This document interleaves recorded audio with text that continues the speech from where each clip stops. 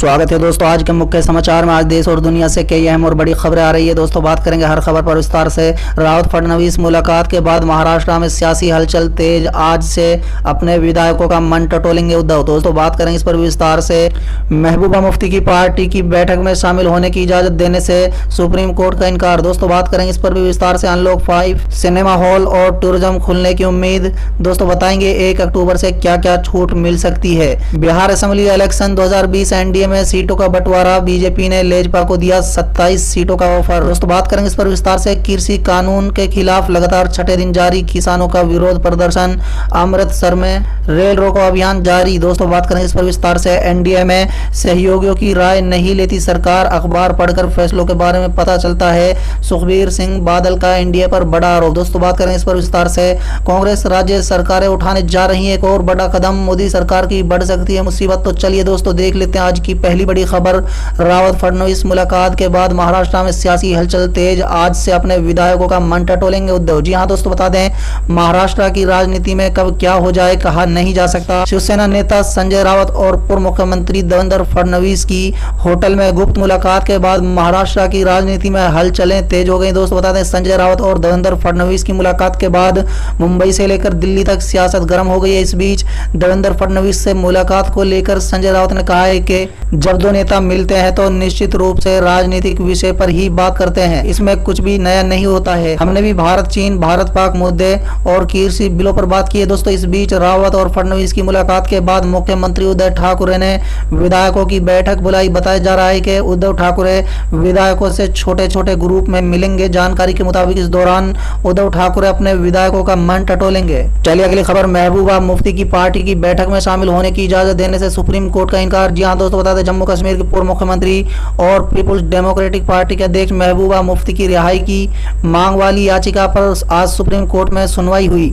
महबूबा मुफ्ती की बेटी इल्तिजा मुफ्ती ने सुप्रीम कोर्ट में अपनी मां की लोक सुरक्षा कानून के तहत नजरबंदी को चुनौती देने वाली याचिका दायर की है। उन्होंने अपील की है कि उनकी मां महबूबा को पार्टी की बैठक में शामिल होने की इजाजत दी जाए, हालांकि कोर्ट ने इजाजत देने से इनकार कर दिया है। चलिए अगली खबर। अनलॉक 5 सिनेमा हॉल और टूरिज्म खुलने की उम्मीद। दोस्तों बता दें कि कोरोना संकट के बीच राष्ट्रव्यापी अनलॉक के चौथे चरण की समय सीमा 30 सितंबर को खत्म हो रही है। अब 1 अक्टूबर से अनलॉक 5 की शुरुआत होने जा रही है। केंद्र सरकार अनलॉक 5 के तहत दी जाने वाली छूट को लेकर आज गाइडलाइन जारी कर सकता है। दोस्तों 1 अक्टूबर से देश में क्या खुलेगा और क्या नहीं खुलेगा, इसको लेकर अटकलें तेज हो गई है। दोस्तों 25 मार्च से देश भर के सिनेमा हॉल बंद है। 1 अक्टूबर से केंद्र सरकार पूरे देश को सिनेमा हॉल सावधानी के साथ खोलने की इजाजत दे सकती है। चलिए अगली खबर। बिहार असेंबली इलेक्शन 2020 को लेकर एनडीए में सीटों का बंटवारा, बीजेपी ने लेजपा को दिया 27 सीटों का ऑफर।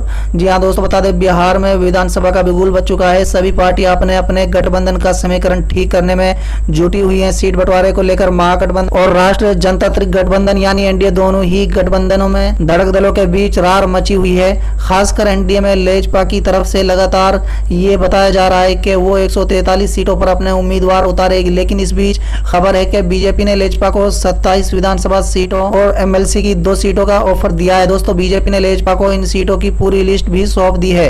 इस ऑफर पर अब लेजपा की केंद्र चुनाव समिति अंतिम निर्णय लेगी। चलिए अगली खबर। कृषि कानून के खिलाफ लगातार छठे दिन जारी किसानों का विरोध, अमृतसर में रेल रोको अभियान। जी हां दोस्तों बता दें केंद्र सरकार द्वारा लाए गए कृषि कानूनों का देश के अलग अलग हिस्सों में विरोध जारी है। पंजाब और हरियाणा में इसका पुरजोर तरीके से विरोध हो रहा है और पिछले करीब 1 हफ्ते से किसान सड़क पर है। मंगलवार को भी पंजाब में किसान रेल की पटरी पर धरना देने के लिए बैठे रहे और अपने रेल रोको अभियान को आगे बढ़ाया। चलिए अगली खबर। सुखबीर सिंह बादल का बीजेपी पर बड़ा आरोप, कहा एनडीए में सहयोगी की राय नहीं लेती सरकार, अखबार पढ़कर फैसले के बारे में पता चलता था। जी हां दोस्तों बता दें एनडीए से अलग होने के बाद शिरोमणि अकाली दल के अध्यक्ष सुखबीर सिंह बादल ने केंद्र की नरेंद्र मोदी सरकार पर बड़ा आरोप लगाया है। दोस्तों उन्होंने कहा है कि एनडीए में रहते हुए सहयोगियों से सरकार राय नहीं लेती। उन्होंने सोमवार को कहा है कि अखबार पढ़कर सरकार के फैसलों के बारे में पता चलता है। दोस्तों इससे पहले सुखबीर सिंह बादल ने ट्वीट करते हुए कहा कि हमारे किसानों को बचाने के लिए मैं पंजाब की बीजेपी इकाई सभी राजनीतिक दलों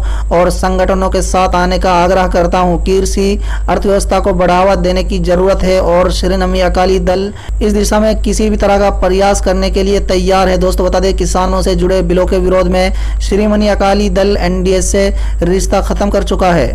चलिए अगली खबर, कांग्रेस राज्य सरकारें उठाने जा रही है बड़ा कदम, मोदी सरकार की बढ़ सकती है मुसीबत। जी हां दोस्तों, बता दें कांग्रेस ने केंद्र सरकार द्वारा बनाए गए नए कृषि कानूनों के खिलाफ लड़ाई लड़ने का मूड बना लिया है। एक बड़ा कदम उठाते हुए कांग्रेस अध्यक्ष सोनिया गांधी ने कांग्रेस शासित राज्यों की सरकारों से कहा है कि वो इस कानून के निष्प्रभावी बनाने के लिए खुद कानून पारित करने की संभावना पर विचार करें। दोस्तों, पार्टी अध्यक्ष ने कांग्रेस सरकारों से कहा है कि वो संविधान के अनुच्छेद 254(2) के तहत कानून पारित करें। पंजाब सहित अन्य कांग्रेस शासित राज्यों में इस कानून का पहले से ही कड़ा विरोध हो रहा है। दोस्तों, मीडिया रिपोर्ट के अनुसार कांग्रेस महासचिव केसी वेणुगोपाल ने कहा है कि मोदी सरकार द्वारा शुरू से उठाए जा रहे इन कदमों का कांग्रेस पुरजोर विरोध कर रही थी।